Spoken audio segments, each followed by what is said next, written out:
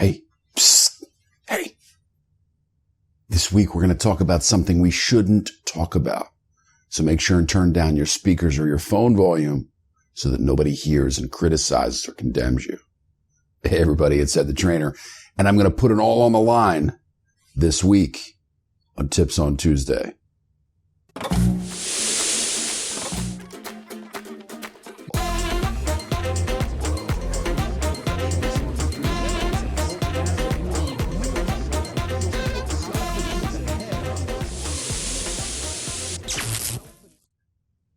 So we're a couple of weeks into the new year, and you know what just struck me?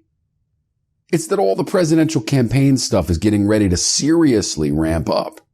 Yeah, you got it. We're going to talk about politics this week.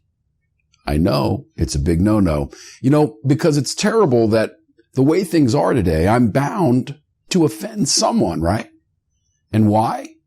Because it appears that there's no more middle-of-the-road class or middle-of-the-road thinkers anymore. According to the media, it's got to be either left or right, black or white, rich or poor, or the haves or have-nots. And that's just to mention a few of the labels being bandied about. If we're to believe what we're told, if the scale is from 1 to 10, and let's say that 1 is on the left and 10 is on the right, we're all supposed to be pinned to one side or the other. And if you're not, well, then something's got to be wrong with you, right? At least that's according to what the media reports.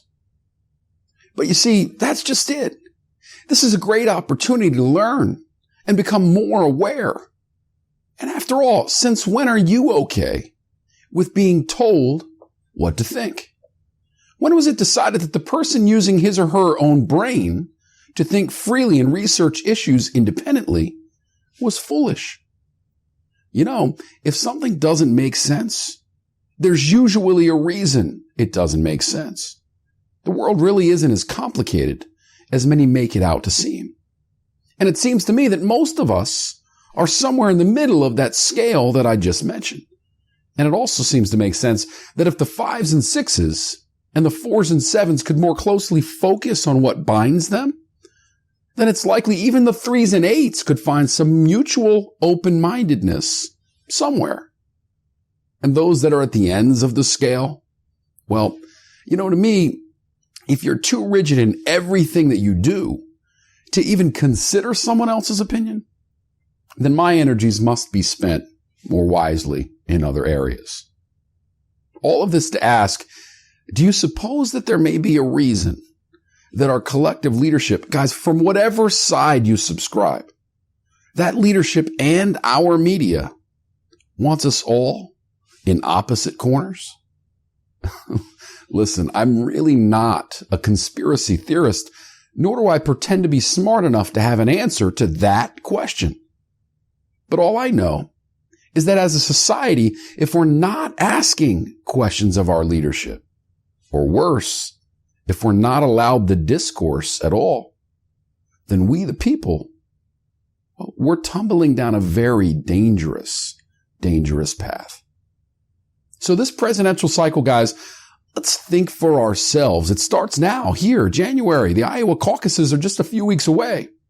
Let's do a little bit of research. You may be surprised at how empowering it actually is. And as my friend Chuck Allen said recently, there's truth everywhere. There's even half-truths everywhere. And there are lies everywhere. You just have to take off the blinders. Thanks for spending a couple of minutes with me today, everybody. I really appreciate your time. What?